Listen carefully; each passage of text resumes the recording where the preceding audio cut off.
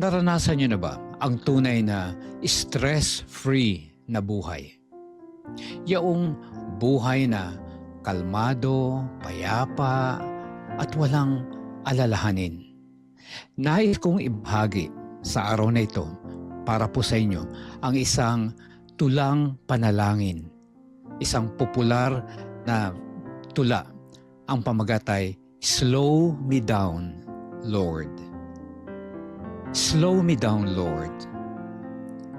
Ease the pounding of my heart by the quieting of my mind. Steady my hurried pace with a vision of eternal reach of time. Give me, amid the confusion of day, the calmness of the everlasting hills. Break the tensions of my nerves and muscles with the soothing music of the singing streams that live in my memory. Help me to know the magical, restoring power of sleep.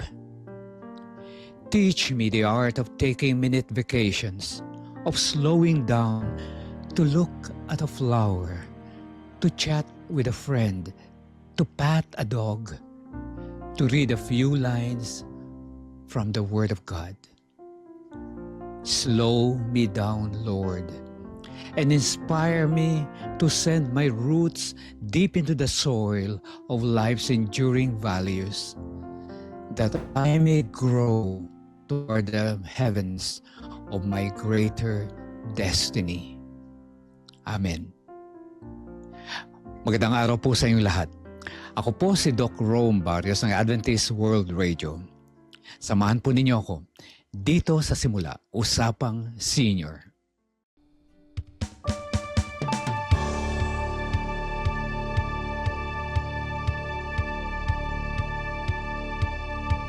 Pag-ibig na walang maliw, pagpapalang walang tigil, dating puso may hapis, ngayon'y umawi.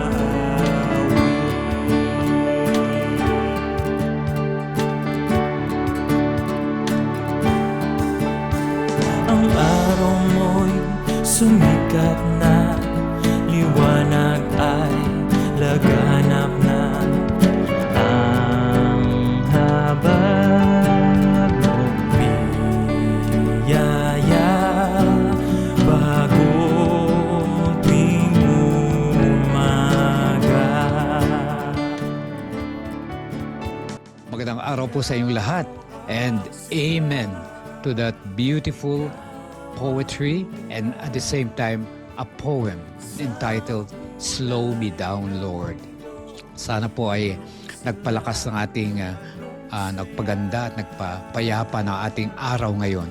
Kumusta po kayo? Sana po ay nasa mabuti kayong kalagayan. Ano man po ang inyong ginagawa, saan man kayo naroon, inanyayahan ko kayong sumama sa ating programang Simula, Usapang Senior, na inyong matutunghayan tuwing araw po ng Huwebes at Linggo, 10 to 11 a.m.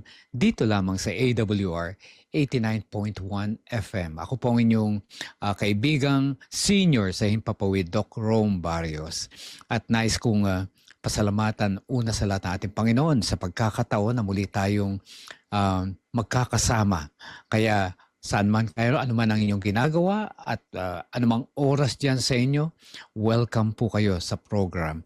At nais ko, of course, batiin ang ating mga taga-subaybay sa Evanston, Illinois, USA, ang International Church of SDA. At gayon din ang Naperville Remnant Film Church, dyan din po sa Chicago, Illinois, USA. And also, personally, I would like to shout out to my brother, Pastor Sam and Rina Barrios and family. Kumusta po kayo? And welcome sa ating program. Greetings, okay, from everywhere, especially dito sa Pilipinas. No? Dito yung sina Luz Pusing, kumusta po? At ating kaibigan si Lucy Kiabang, thank you po sa patuloy ninyong pagsubaybay at maraming salamat po sa patuloy ninyong pagbibigay ng magagandang mensahe sa ating mga programa, lalo na dito sa ating simula. At gayon din si Ging Gloria Martiliano, welcome, and good morning to Mary Grace Acosta Ulpindo. Gayon din kay Erlinda Basilisco, Gracia Day, Ayin Asek, Helen Aguilar, kasama dyan si Crescencia Ordonez Pascua. Welcome po sa program. At meron din tayo from Ohio, USA, Senny Moser. Kumusta po? And Beth Villapuerte, dito naman sa Balayan, Batangas. And Darlene Ojerio from Pangalan, Aklan. Kumusta po kayo? Sana po ay maganda po ang inyong karanasan ngayon sa paggising. Kasi napakahalaga yung tamang paggising, no? Anyway, binasahan ko naman kayo na isang napakagandang prayer poetry na Slow Me Down, Lord. Ayan po, paya sa atin. Sana ay pahinay-hinayin tayo ng Panginoon. Idalangin po natin yan. Huwag po tayo lagi magmamadali. Kasi ang buhay po ay maganda. Okay? Tandaan natin, enjoy natin. Huwag po tayong mag-rush or matataranta, pabayaan lang po ninyo. Life is beautiful sa pamamagitan ng biyaya ng ating Panginoon. Of course, also hi to Leobi Cabañez. Sir Leobi, thank you sa mga gandang inyong mga mensahe sa aming programa. At Rebecca Ibora, Leti Sampang, thank you for continuously watching us and being with us all the time, no? Rose Arrogante rin from Canada, how are you? And shout out to my friend Patrick Gonzalez, welcome, and regards to your family.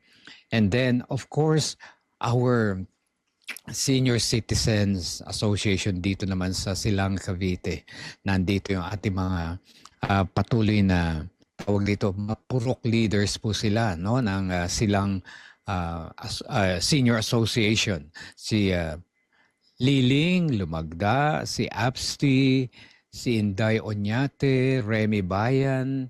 Gayon din, hi to Ma'am Eve Alcoriza at ang ating mga kaibigan si Lai Lasso, Esther Salazar. Also, regards to Sir Nimrod Salazar, Mateo Magro, kumusta po? Loida Venosa, and Feli De Leon. Of course, the rest of the members, welcome po sa simula. And of course, we have friends from Antipolo. Ayan, lagi ko yan naalala. Ang senior citizens o Barangay Inarawan. Okay, kumusta po kayo? Welcome po sa program. Sana po ay nag-enjoy kayo sa program natin. Of course, also hi to your barangay captain, Rick Bautista. Ayan po. So welcome po. And we have also our friends from Kabading SDA Church, particularly si Ma'am Corazon Hernan, Antipolo City. Welcome po sa ating program.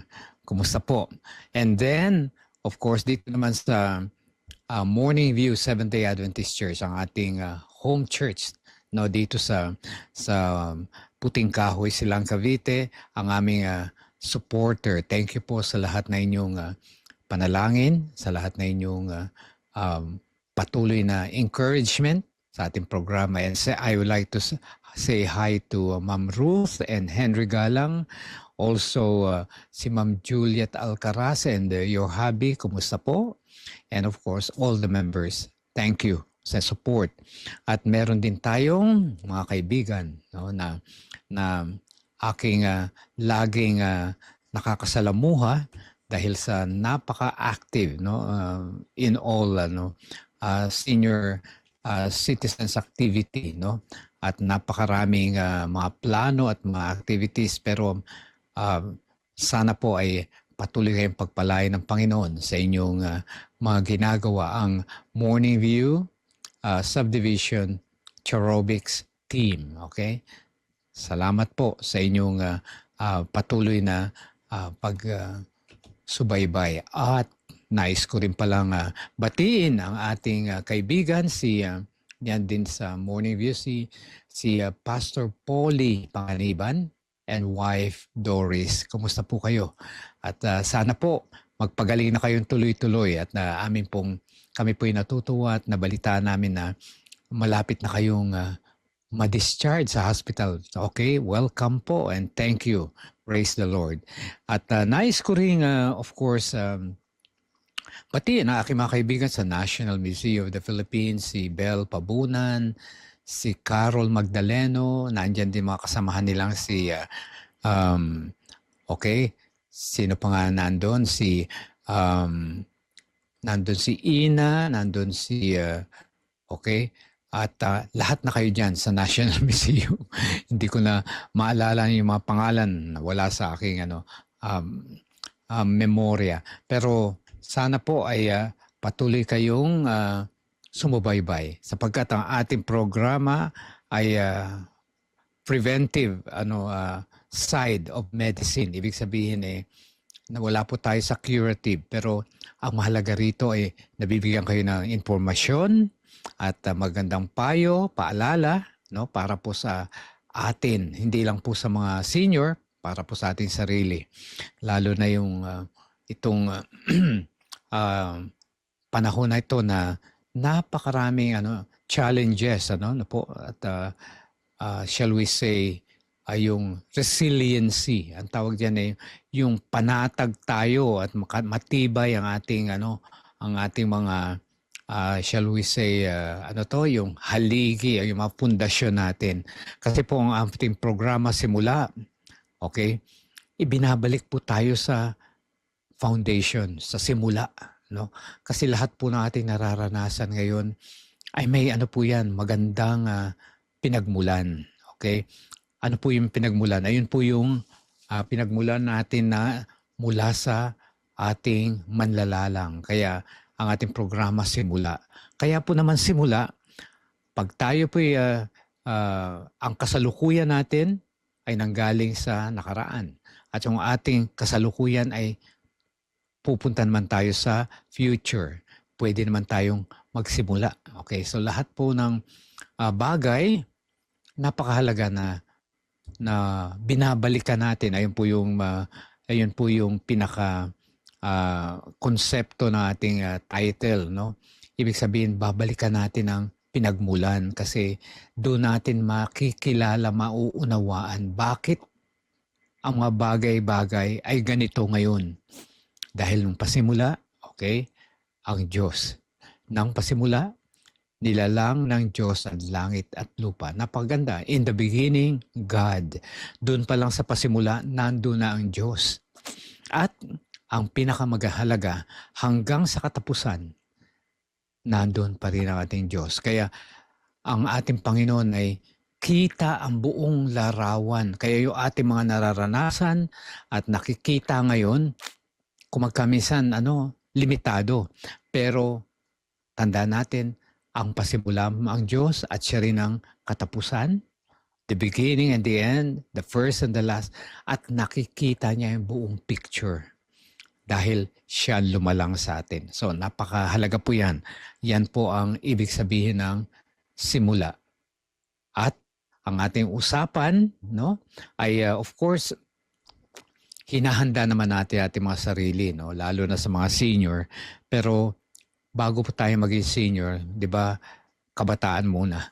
Kaya habang tayo ay bata, napakaganda po pag-aralan na, ihanda natin sarili. Kaya yan po yung isa sa mga layunin ng ating programa, na maihanda ating sarili sa pagtanda at maihanda rin natin sarili sa pangangalaga ng mamahal natin na mga senior sa ating buhay, ating mga magulang, ating lolo't lola, ating mga auntie, aunt, uncle, ayan. At ang lahat natin mga kaibigan, ay maaring makinabang po sa ating program. At ngayon nga ay patuloy nating pinopromote ang ating programa ng lifestyle change, kasi lifestyle medicine po. At mapapansin natin na hindi natin kailangan ang mamahaling mga gamot. Actually, sa lifestyle nandyan yung nature na ng pasimula pa ay nilalang ng Panginoon na very accessible, available. Kaya hindi tayo kailangan mga pills o yan, yung mga gamot na mga synthetic. Mas mahalaga po yung mga natural. Yan. Kaya ang pinag-uusapan natin ito puro plant-based, natural, at lahat po ng mga bagay na nilikha nating Panginoon. Kaya mag-hydrate na po tayo, minom tayo ng tubig para po sa ating magandang sirkulasyon ng dugo sa ating katawan ngayon. So, wag po ninyong kalimutan, uminom po. Diyan lang po kayo. Magbabalik ang simula. Usapang Senior. Kung ikaw ay may kahilingan sa panalangin o kung may mga katanungan, tumawag o mag-text sa 0917-1742-777, 0917-1742-777, or sa 0968-8536-607, 0968-8536-607.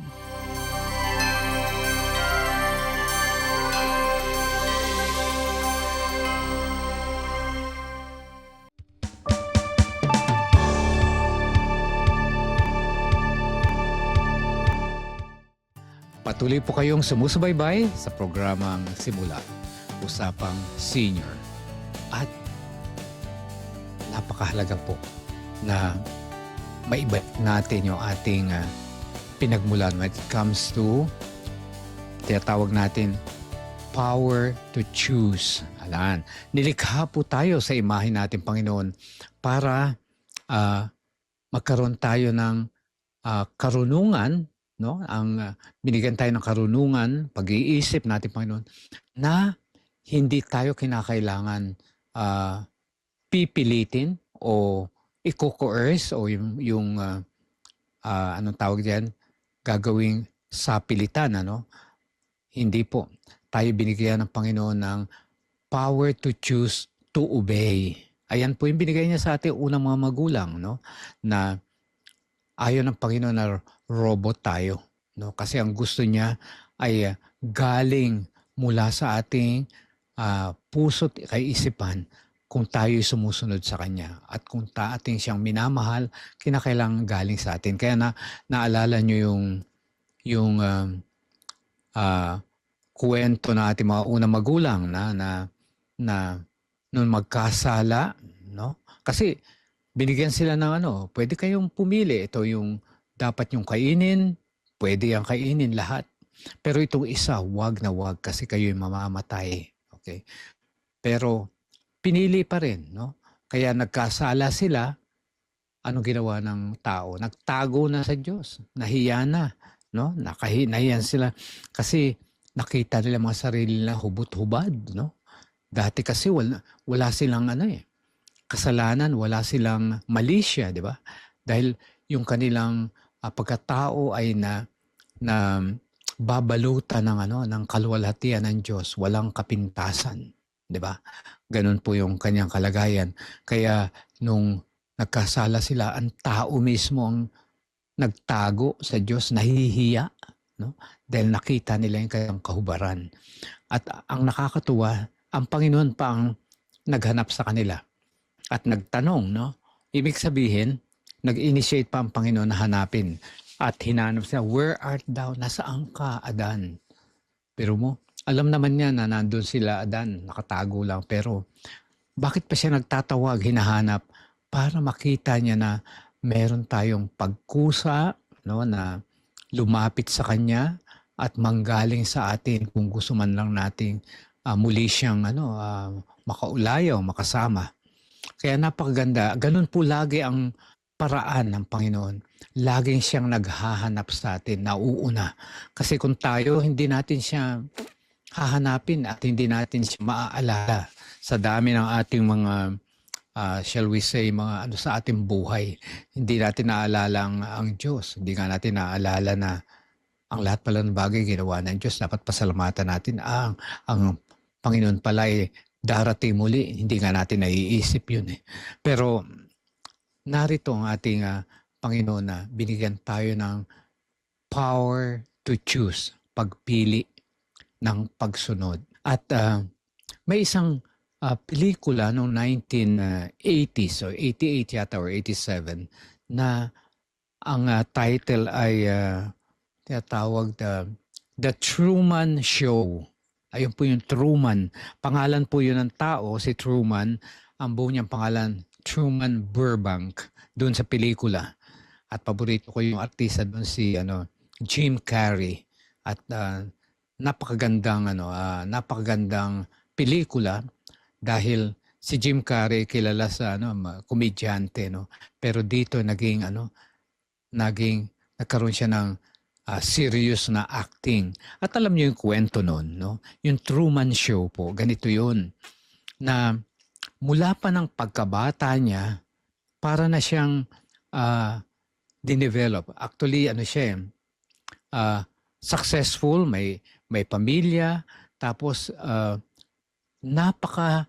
napakaswerte niya kasi ginawa siyang, alam niyo ba yung ginawang yung uso ngayon na parang Pinoy Big Brother na style na yung true to life na sa media, sa movie. Pero wala pa noon yun eh. Pero yung kanyang naging buhay doon, ginawa siyang sinundan ng kanyang buhay, no? Mula lahat ng kanyang ginagawa, pwede niyang gawin dahil nakatutok lahat ng camera.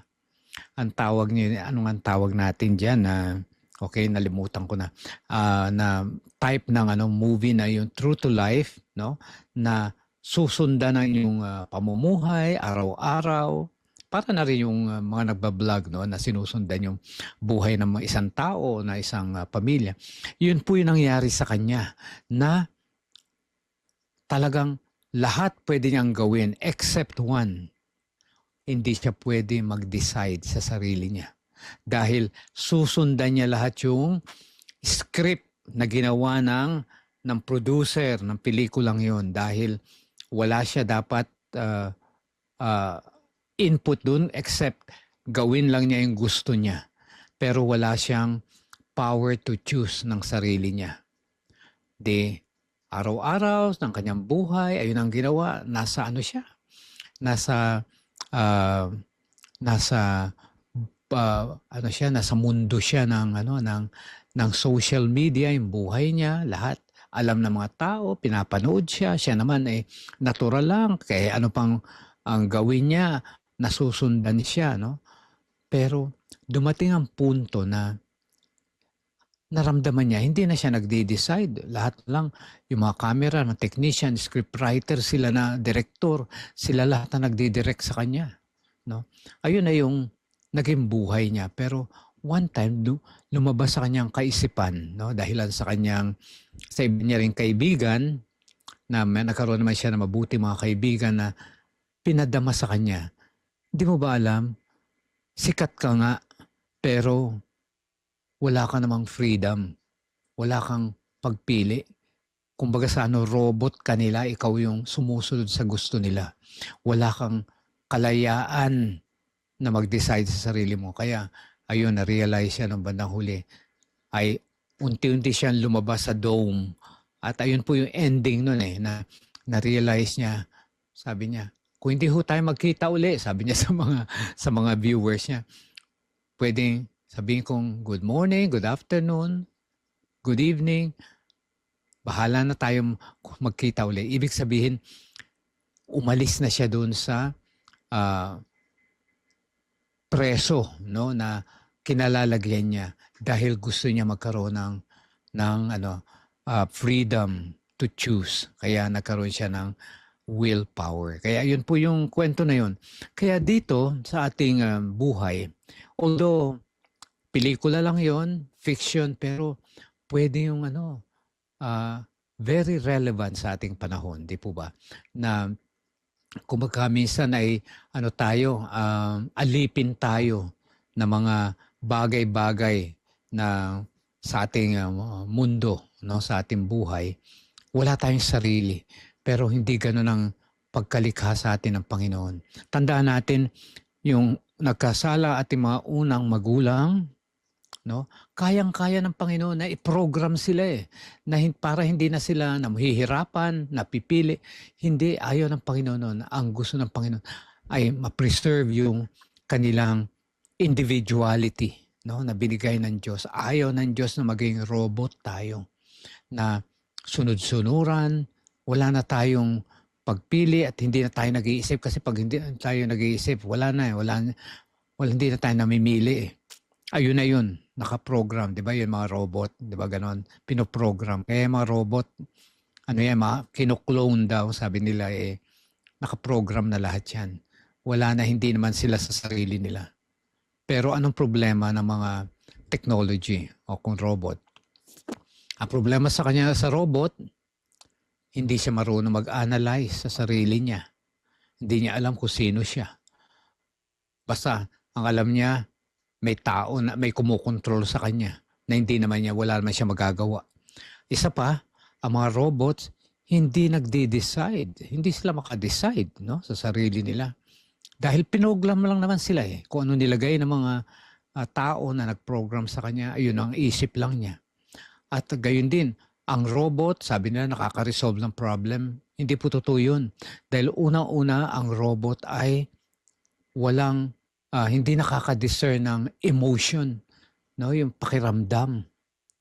No? May pelikula ron na yan na yung robot parang na-in love doon sa tao, parang gano'n, no? Pero pinogram pa rin siya noon. Pero ito, no, ang totoo niyan, pag tayo'y walang freedom of the will, freedom of to choose, ano lang po, hindi natin mararamdaman na nakakasakit tayo sa tao, tayo rin hindi natin nararamdaman na sinasaktan tayo. Yung bang walang emotion, walang. Kaya kung magkaminsan ng mga big companies, no, yung modern companies, gumagamit ng ng technology para makapili sila ng mga tao, kaya makaresolve sila ng problema nila sa company. Ito analysis ng robot. Ito sabi ganito dapat. Pero 'di ba, program lang sila. Hindi nila ma-analyze yung pinagdadaanan ng tao. Halimbawa, sige, itong computer na to, magde-decide kung sino ang i-hire natin na empleyado, 'di ba? Ganon. O gagamit tayo ng computer. Computer ang mag-i-evaluate sa kanya. Ayun ang sa kanya. Pero hindi kaya ng computer. Kaya nila evaluate siguro yung mga ibang aspect. Like for example, pananalita, siguro yung physical appearance, nakita niya, maayos ang At saka yung mga accomplishment niya, nakakasolve siya ng problema. Dahil meron nga ang criteria. Pero hindi niya na alam. Hindi alam ng mga computer ay yung feeling sa mga tao. Hindi nila alam kung nagsisinungaling ang tao. Hindi nila alam kung sincere ang tao. Hindi nila alam kung ang taong kaharap nila ay marunong makisama. Di ba? Yung mga emotional quotient. Baka IQ, hindi ko rin alam. Siyempre, pag IQ, meron namang criteria para matest naman, mataas ang iyong IQ. Pero yung feelings, yung emotional, hindi po. Hindi niya nararamdaman na kaya kailangan ito yung trabaho mahirap sila, kailangan niyang tulungan ng pamilya nila. Hindi nila nararamdaman yun. No, kaya yun po yung napakahalagang bagay na pinagkaloob sa atin ng Panginoon. Freedom or power to choose.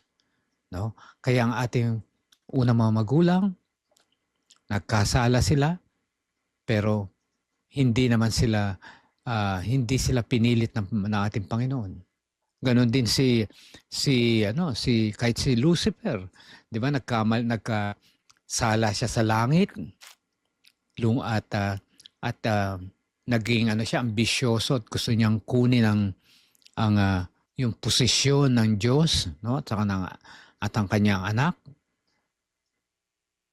Hindi naman siya pinatay o pinarusahan ng Diyos. Tandaan natin, ginawa lamang siya, no? Siya ay nilalang lamang. Pero dahilan sa kanyang selfishness, yung pride niya, no? Gusto niya maangkin yung kahit na yung posisyon ng lumalang sa kanya. Kaya hindi siya pinarusahan. Pinabayaan lang siya ng Panginoon, ng ating Diyos, na mag-stay doon. Naka-recruit pa nga ng maraming angels, 1/3 of the angels sa heaven. Naka-recruit siya. At later on, hindi na healthy kasi ang heaven, kaya binagsak na sila sa lupa. At nakita nga nila yung mga unang ang mga magulang natin. Ayun ang kanya naging biktima. Kaya napakahalaga po na malaman natin na ating Diyos ay Diyos ng pag-ibig. At isa yan sa mga binigay niyang biyaya sa atin. At alam po ninyo, kaya bumalik o kaya pumunta sa lupa, no? Kaya nagkatawang tao ating Diyos, ay para ma-preserve yung yan, freedom or power to choose ng Panginoon. Kasi kung pinatay niya si Lucifer noon, o dati si Satanas, ay against sa kanya yon, di ba? Na, yan yung Diyos niyo pala, hindi mapagmahal yan paparusa. Kaya binigyan ng Diyos yan ng pagkakataon. Ganun din sa atin. Laging meron tayong freedom to obey or not to obey. Bahala tayo. Kahit na hindi nga natin, kumisan nga hindi na nga tayo obedient, mahal pa rin tayo ng Diyos. Binibigyan niya tayo ng pagkakataon para ma-realize natin yung ating pagkakamali. Dahil napakahirap, no? Napakahirap na 'di ba, pag nagdidisiplina lalo na sa mga anak, sa mga bata, napakahalaga yung nauunawaan nila kung bakit sila kumagkamisan pinaparusahan, bakit sila kumagkamisan pinagagalitan. Dapat po maliwanag 'yon kasi para naunawaan nila. Dahil otherwise, pagka sinaktan lang sila na hindi nila naunawaan, ano na po yun, against na po yun, coercion na yun, at saka pang-aabuso na po yun. Kinakailangan naunawaan nila. Kaya pagka naunawaan nila, pwede silang humingi ng tawad, pwede silang magbago. Ganun po lagi ang Panginoon. Laging may second chance, third chance, laging habang may pagkakataon, gagawa at gagawa ang Diyos na tayo ay mapabago at maituwid yung ating mga maling mga choices, yung ating mga maling pagpili. Lagi po niyang pinapalalahanan tayo, papaalala niya sa atin. At ganun din ang kasi pag dumating ang paghuhukom, so ngayon po ay investigative judgment na, hinuhukuman na po ngayon dahil malapit na pong dumating ating Panginoon, hinuhukuman na tayo. Kaya habang po bukas pa yung pintuan ng awa na tinatawag, ay pwede pa tayong magbago. Kasi ang gusto ng Panginoon, pag hinukuman niya tayo, naunawaan natin bakit tayo naligtas o bakit hindi tayo naligtas. Ayun po ay sa atin. Kaya lahat ng ating ginagawa ngayon, lahat ng ating buhay ngayon, nangangailangan ng pagpili. Dalawa lang naman ang pipiliin nyo, mabuti at masama, ang Diyos o ang ating kaaway na dyablo. Laging dalawa lang yan. Buhay o kamatayan, piliin nyo. Anong gusto mo? Laging dalawa lang naman, no? At nothing in between. Kaya napakahalaga po yung pagpili. Sana po ay maunawaan natin na ayan din ang gusto i-restore na ating Panginoon sa atin, sapagkat nung tayo nilikha ayon sa kanyang wangis, no, ay ayon sa kanyang sa wangis, kasama po yan yung power to choose, yung ating isip, no, kaya pwede nating magawa.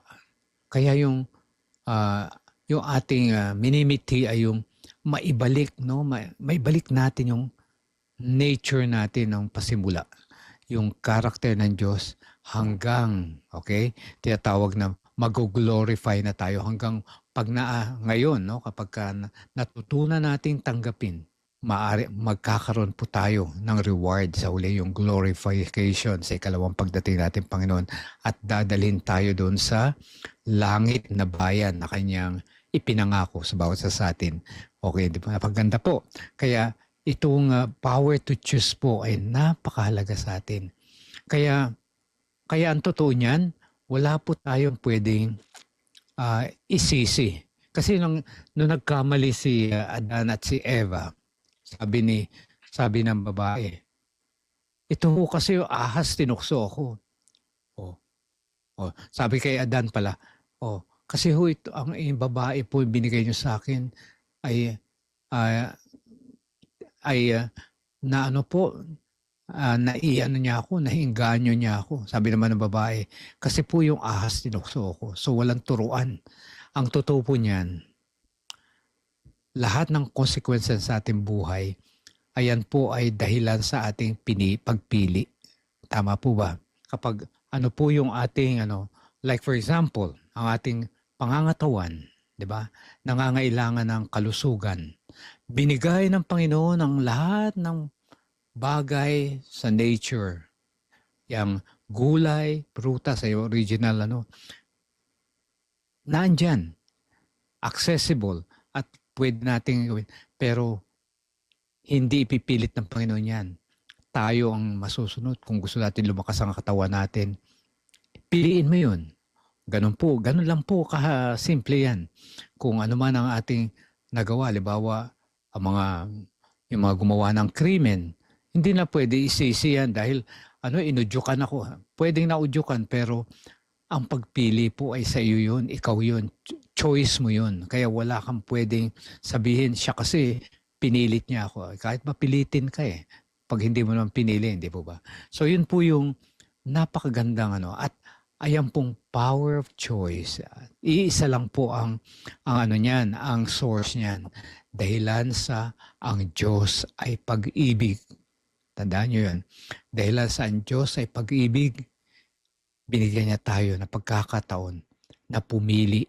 At yung pag-ibig na yun ay dapat, yung pagpili natin na yun ay galing sa ating sariling pag-ibig din. Galing sa atin, ibinabalik natin sa ating Panginoon. Kaya yun po yung napakahalagang bagay dyan. Kaya hanggang matapos ang sanlibutan ito, ang power to choose, ayan po yung ating magiging batayan.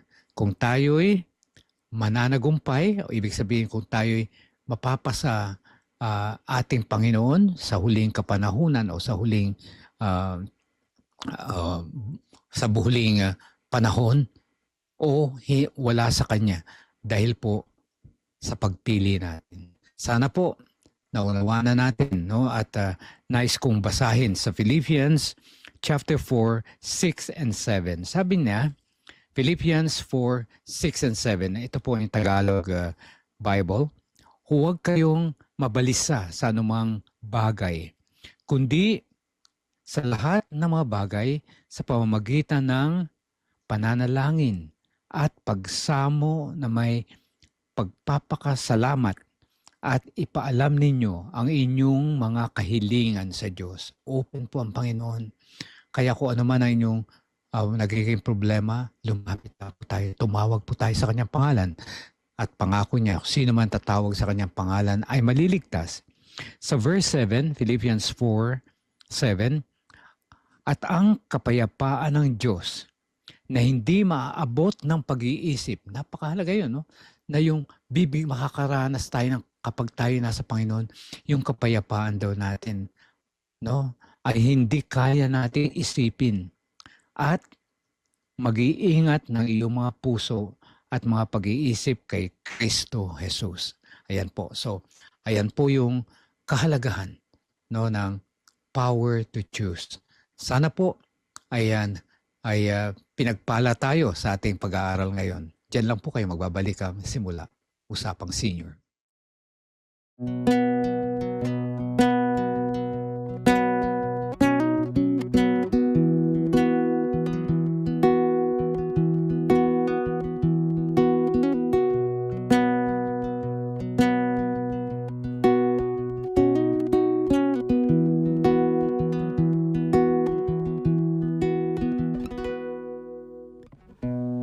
When I see the battle, you see my victory.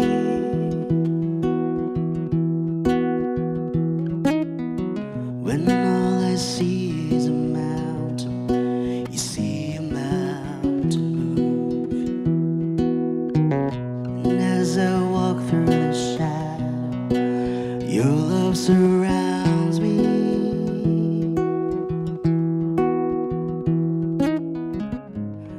There's nothing to fear now, for I am safe with you. So when I fight on my knees with my head lifted high. Oh God, the battle belongs to you, and every fear I lay at your feet. I'll sing through the night. Oh God, the battle belongs to you.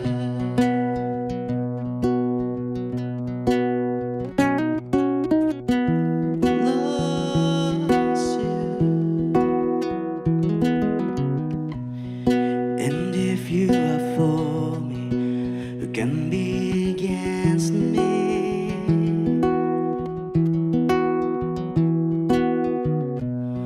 For Jesus, there's nothing impossible for you.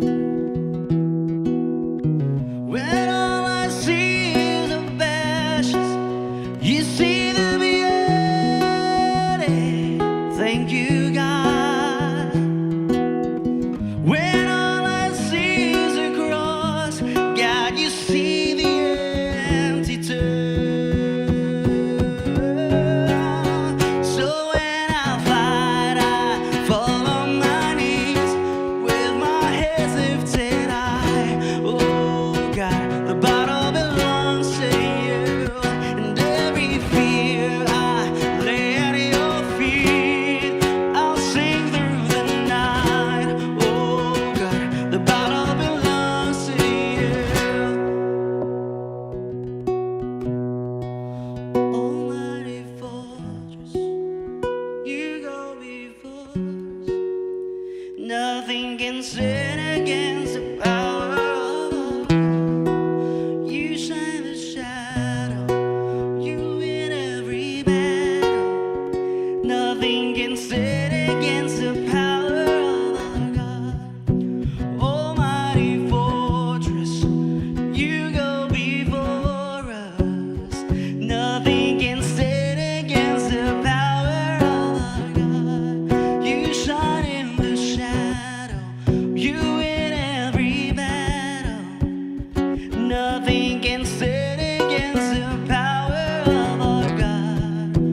Almighty fortress, you go before us. Nothing can stand against the power of our God. You shine in the shadow, you win every battle.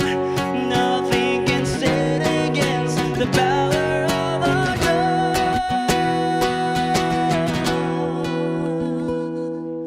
So when I fight on my knees with my hands lifted high. Oh God, the battle belongs to you, and every fear I lay at your feet. I'll sing through the night. Oh God, the battle belongs to you. Oh God, the battle belongs to you.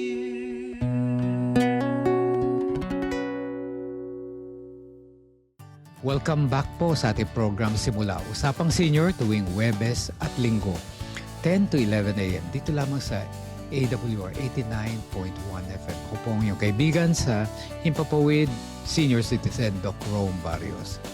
Ang ating pong kwento ay tungkol sa, actually, this is an old legend sa isang kaharian. No?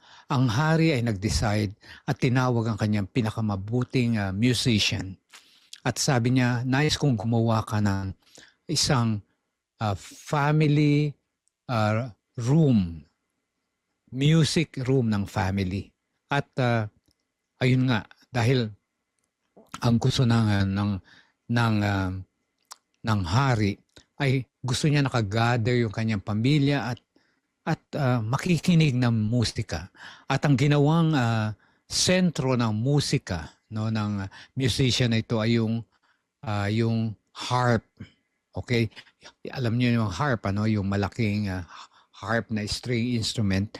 Heavenly ang tunog nun. At nag-enjoy po ang pamilya ng haring ito.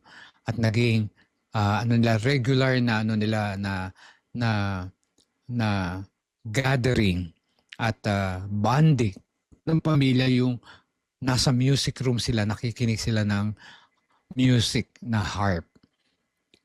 At nang makaraan ng ilang mga panahon, ay shall we say, namayapa na, kaya naiwan yung kanyang mga anak, no? At ito namang isang anak niya, yung prince, ay gusto niyang i-preserve yung music room para naman makinabang din yung kanilang mga pamilya. Kaya nung ni-renovate nila, nilipat yata nila sa isang lugar sa palasyo, ay napansin nila, na-disappoint sila doon sa music mula sa harp. Dahil nakita na yung harp parang out of tune, no?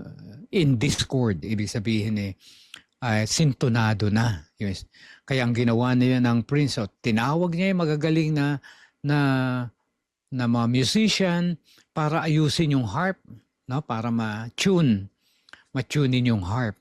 Pero wala ni isa ang nakapanumbalik ng magandang tunog ng harp. Kaya ang ginawa nila, disappointed sila, hindi na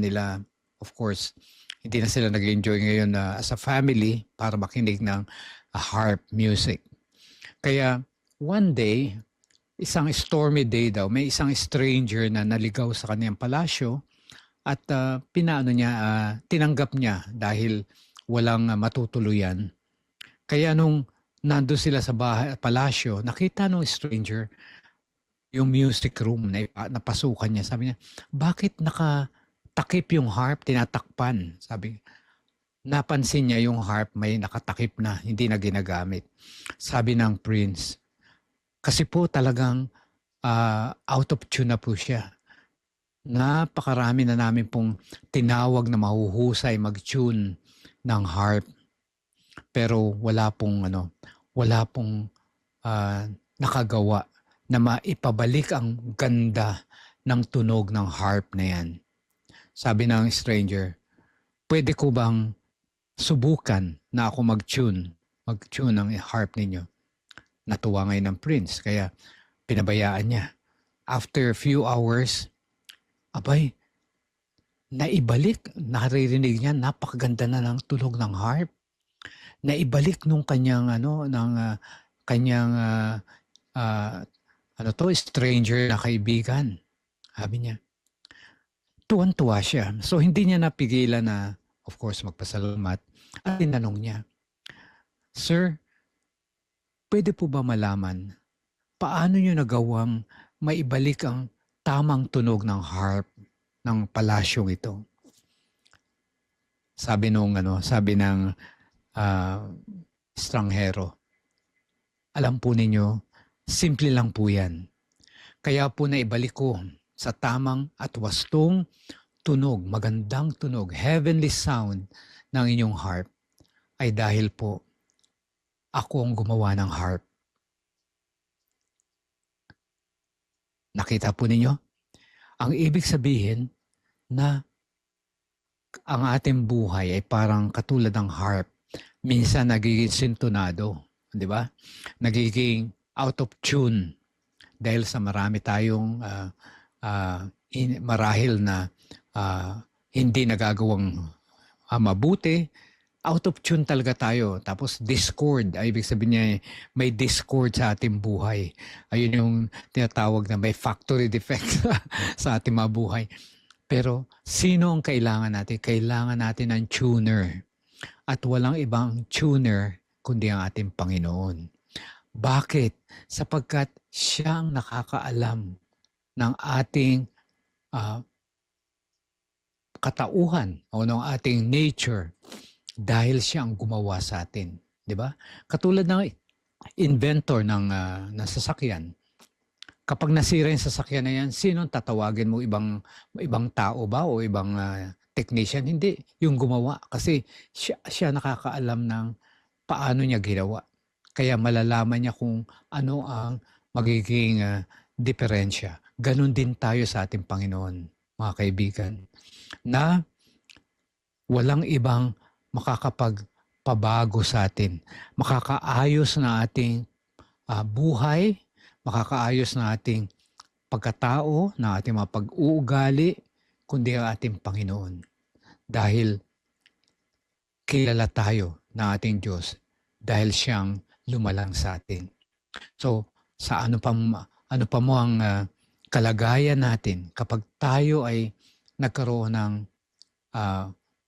konting pagkukulang, pagkakamali, o mga suliranin, pagsubok, no?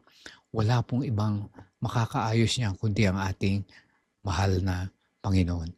So, sana po pinagpala tayo sa ating napag-aralan ngayon. Magbabalik po ang simula, Usapang Senior. Prayer is the key to heaven, but faith unlocks the door.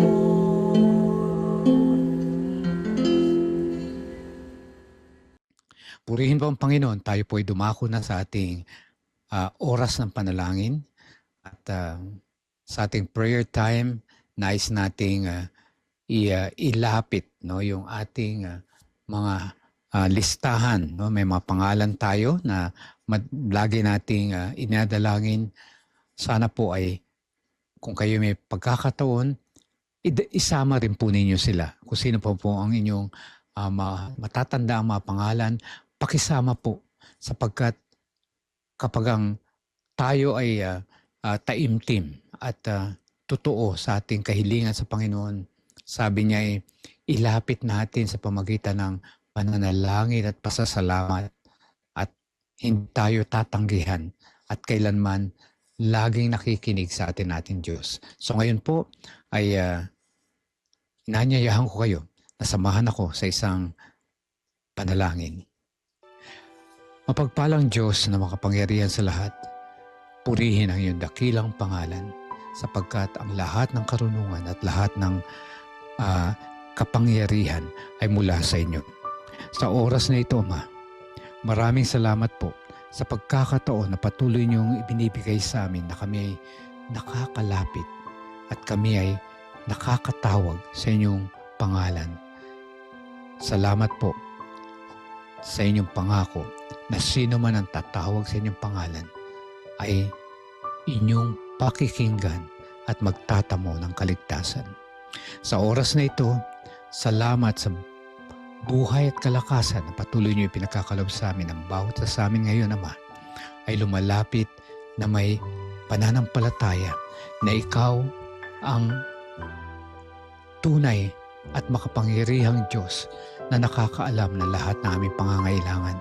Kaya sa oras na ito, nais po namin idalangin sa inyo. Tanging-tangi ang aming kay mahal na pastor, si Pastor Polly Panginiban. Salamat, Panginoon, sa patuloy niyong pagbibigay sa kanya ng buhay at kalakasan. At ngayon po, sana iluubin po ninyo na makaranas siya ng total na kagalingan at patuloy niyang maranasan ang inyong biyaya ng mahabang buhay. At mangyayari nawa ang inyong kalooban, Ama. Bigyan siya ng ang kanyang pamilya ng kapayapaan, ng pag-iisip at maradama ang inyong patuloy na pagkalinga. Sa oras ding ito, Ama, nadalangin din namin ang tahanan, ang mga naulila ni Pastor Israel Andoy. Nais namin, Amang, ilapit ang sila ngayon na nagdadalamhati sa kanyang pagkawala. Ang lahat ay maranasan na ng kanila ay maranasan nawa nila ang inyong patuloy na kaaliwan sa kanila. Bigyan sila ng patuloy na pag-asa na ang pagpanaw ni Pastor Israel Andoy ay pansamantala lamang at pansamantalang pagtulog lamang sapagkat hanggang sa kayo'y dumating muli inyong ikalawang pagparito, ay dala-dala ninyo ang kaloob ng muling pagkabuhay. Sana Ama, patuloy nawa nilang maranasan ang kaginhawahan at mayamang kapayapaan sa tuwi-tuwi na. Narito po Ama, ang mga pangalan ng aming mga mahal na kababayan, kaibigan na humihiling ng total healing. Si Maricar Bartolome, Samantha at Jordan Ocasla. Gayon din si Lucy de Guzman. Tulungan din ang aming mga kaibigan si Waylene Lorenzo at Gemma Molina. Sila po ay patuloy na nakakaranas ng inyo pang kaloob na buhay.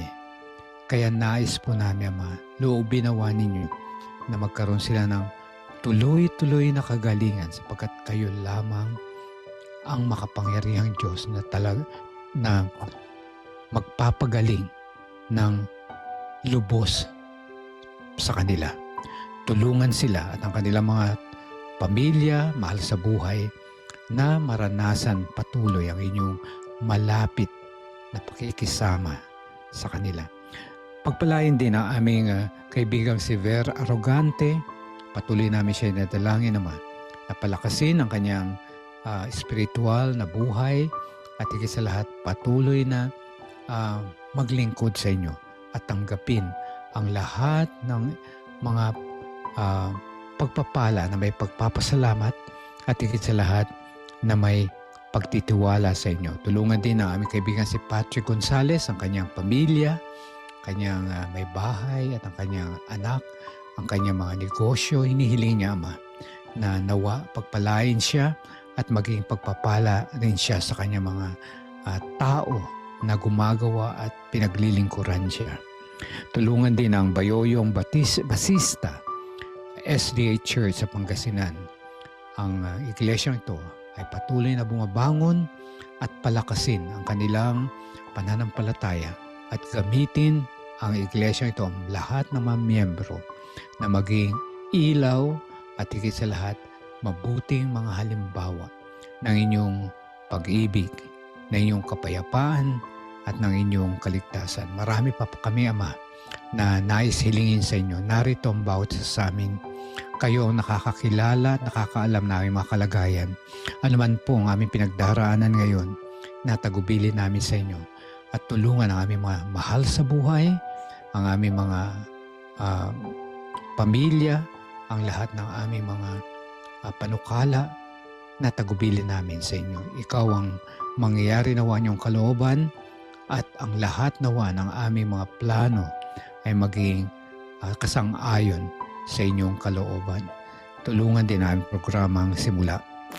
Patuloy naming idinadalangin na bigyan ang bawat isa sa amin ng pagpapala na nagmumula sa banal na Espiritu at nawa maging pagpapala patuloy ang programang ito para po sa kabutihan, para sa aming kalusugan, para po sa aming masayang pamumuhay at higit sa lahat maging kapakipakinabang ang aming buhay at handang aming ang sarili sa inyo ikalawang pagparito. Inaasahan po namin ang inyong pagtugon sa aming panalangin at nananampalataya kami na inyo kaming patuloy na babasbasan at bibiyayaan dahil hinihiling namin ito sa matamis na pangalan naming tagapagligtas na si Jesus. Amen.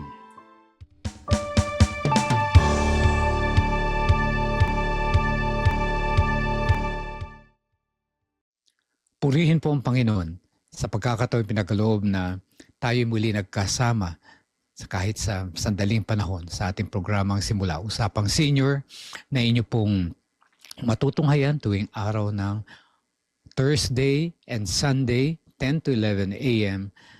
right here, AWR 89.1 FM. Tandaan po natin, ang ating Panginoon ay biniyayaan tayo ng power to choose. Sana po, ang lahat ng ating, anuman ang ating magiging pagpili, isipin po natin ang dapat nating piliin ay yung magbibigay sa atin ng malapit na relasyon sa ating Diyos. At higit sa lahat, ang magdadala sa atin sa kalwalhatian o sa buhay na walang hanggan na kanyang inihanda at inaalok para sa ating lahat. Sana po ay naibigan niyo ating episode ngayon at anuman po ang inyong mga katanungan o meron kayong mga nais na mensahe sa bawat sa amin, bukas po ang aming mga linya 0917-174-2777. Ulitin ko po, 0917-174-2777. Gayon din ang 0968-853-6607. 0968-853-6607. Please follow us in our Facebook and YouTube channels. Just type Simula Usapang Senior ni Doc Rome and please subscribe, like, and share. Nandiyan po. Pag nabuksan po nandiyan po lahat ng ating mga episodes. Sana po ay naibigan nyo yung ating mga tinalakay ngayon at nais kong pasalamatan si Pastor Nerio Carranza, ang aming pong station manager ng AWR Manila. Maraming salamat Andy Joaquin. Maraming salamat din sa iyo Jonah Bayog. Gayon din sa iyo Reza Nabor, Wilmer Estrito, Irene Sidaw. At higit sa lahat, kayo po, maraming salamat po. Patnubayan po kayo ng Diyos at lagi ko pong paalalahanan tayong lahat na ang biyaya at pag-ibig ng Diyos ay bago tuwing umaga. Kaya lahat po tayo ay may pag-asa. Lahat po tayo ay may bagong simula. Magandang araw po sa inyo lahat. See you again. Hanggang sa muli. God bless. Ikaw ang simula.